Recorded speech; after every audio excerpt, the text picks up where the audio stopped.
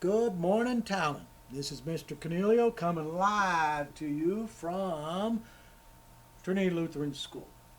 Algebra 1, Lesson 116, concerning quotient rule and square roots. I have the square root of 5/3, which also could be written as square root of 5 over square root of 3. Well, I cannot have in math a denominator as a square root, so I have to eliminate it. So what I do is I take whatever my denominator is and I multiply it by 1. So square root of 3 over square root of 3. Square root of 3 times square root of 5 is square root of 15. If you remember, a square root times another square root when they're the same number is going to give me 3. I can now, this is considered a true number, so I can leave that as my answer. Another example, 4 plus square root of 3 over square root of 2. Well, to get rid of the square root of 2, I multiply times square root of 2. Whatever I do in the numerator, denominator must be the same. So I ended up, you go times each part. 4 times square root of 2 is 4 times square root of 2, plus square root of 6, 2 times 3, over 2. That cannot be reduced in any way. You leave it as that. My third example, 2 plus the square root of 15 over the square root of 5. I multiply times square root of 5 over square root of 5. Square root of 5 times 2 is 2 times square root of 5.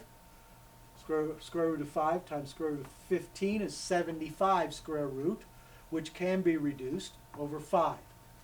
Square root of 75 can be written as 25 times 3. Square root of 25 is 5.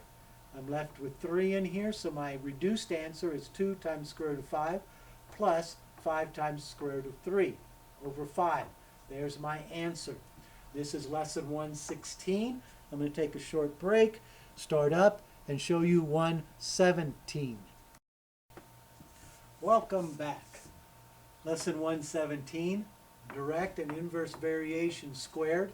This kind of goes with lesson 113 that you did last week. Our formulas, which they kind of show you on page 493. So on my first one, I'll let you read that to yourself. It says the distance required for an automobile to stop directly proportional to the square of its velocity. Okay, so its distance was 200. Its velocity was 20. That's squared. Okay, so if I go 20 squared and I bring it over here, I'm going to find that it is 0.5. Then I take my original formula, I replace k with 0.5. It tells me in my rest of my story that it's going to be 28 squared. So I'm going to go 0.5 times 28 squared equals 392 meters. Okay, our second example, I'll let you read that and you can look at this. I've got my distance, k times time squared. Okay, distance was 144. His time was 3 squared. If I work out this equation, this squared, then bring it over and divide in here, it's going to be 16.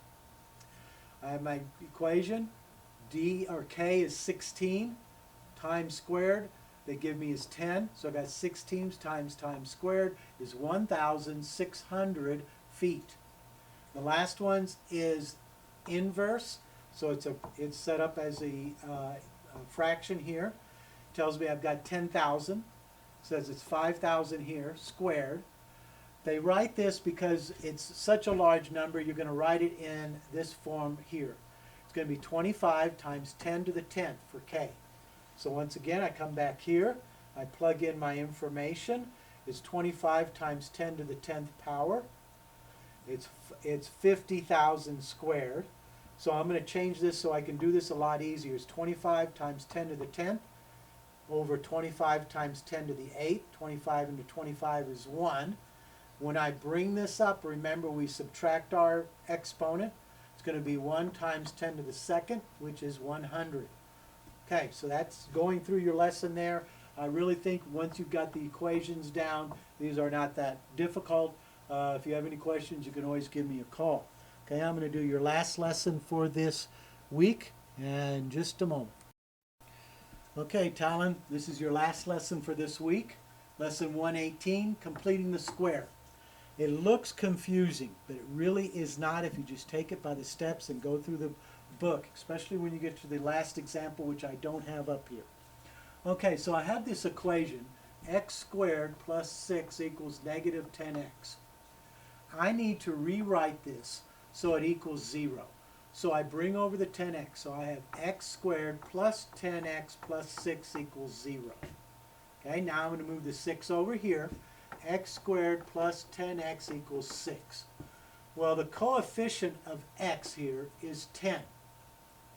So you're going to take it, in all these equations, you're going to take the coefficient of x on this part. You're going to divide it by 2 and square it. So I took 10 over 2, squared it, 100 over 4 equals 25. Now I'm going to take 25 and put it to both sides of the equation here. So I'm going to have x squared plus 10x plus 25 equals negative 6 plus 25. Well, let's solve that. 10x plus, x squared plus 10x plus 25 equals 19. This part of the equation can be rewritten as 10x plus 5 squared equals, since I squared this, I have to square root the same on this side. So I'm going to take the square root of 19 squared. Well, the square root of 19 times the square root of 19 is 19. So that doesn't, I got the same answer, I just wrote it differently. Here I have the same equation, but I wrote it different, x plus 5 squared. Okay, now that I have that done, now I'm going to have x plus 5 equals plus or minus the square root of 19. If you remember, the square root of 4 is plus or minus 2. Negative 2 times negative 2 is 4. 2 times 2 is 4. So I have the same idea here. So now I need to solve for x. I bring the 5 over. X equals negative 5 plus or minus the square root of 19. If you want to check this, if you feel brave enough, stick it in for x and solve, and you'll find out that these equal each other once I figure it out. Okay, another example. 2x plus 3 equals negative 5x. I need to get this over here, so I go x squared plus 5x plus 3 equals 0. Okay, now I need to bring the 3 over here. X squared plus 5x equals a negative 3. Remember, our coefficient is divided by 2 and then squared. Well, that gives me 25 over 4. Now I'm going to put it on both sides of my equation. X squared plus 5x plus 25 over 4 equals negative 3 plus 25 over 4. Okay, this is going to stay the same. X squared plus 5x plus 25 over 4 equals 13 fourths. 13 fourths, I got this by making this into negative 12 fourths. When I added them, I got 13 fourths. Notice that this can be rewritten squared, x plus 5 halves squared.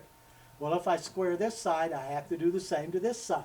So I'm going to go to square root of 13 over 4 squared. The square root of 13 over 4 squared, once it gives me 13 over 4. So now I continue, x plus 5 halves equals plus or minus the square root of 13 over the square root of 4. Well, I need to simplify this a little bit. I know that x plus 5 halves equals plus or minus the square root of 13 over 2. Now I need to bring the 5 halves over here. X equals negative 5 halves plus or minus 13 square root of 13 over 2. I can plug it in my original to see if it works. It will work. We have done it before in the class together. Okay, so this is your last lesson for this week. It really is not that hard, but you've got a lot of steps. You just have to be very careful. Remember your coefficient, you're always going to divide by 2 and square it. And then you're going to add it to both sides of the equation. I don't think you'll have a problem. Just make sure you go through with this and just look at your steps carefully. Okay, Talon, good luck, and we will talk to you later. Bye.